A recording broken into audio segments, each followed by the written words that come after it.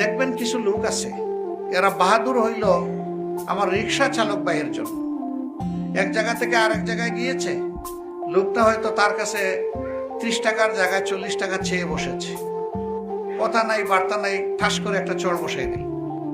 কেন বসাই দিল? মানুষটা দুর্বল এই জন্য।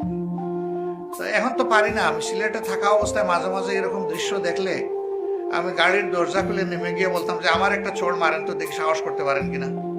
তাহা করে থাকায় বলে তোর গালে চোর মারছেন কেন? বলে যে ও তো 30 টাকার বড়া 40 টাকা চাইছে। আমি বলি ওকে ছুরি ধরছিল না আপনার কাছে বন্দুক ধরছিল যে দিতে হবে? না, তা অবশ্য চায় নাই।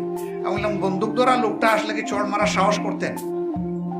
যদি বলতো সব দে, তখন তো বাবা ডেকে তার হাতে তুলে দিতেন। সে তো চুরি করে নাই, ডাকাতি করে নাই।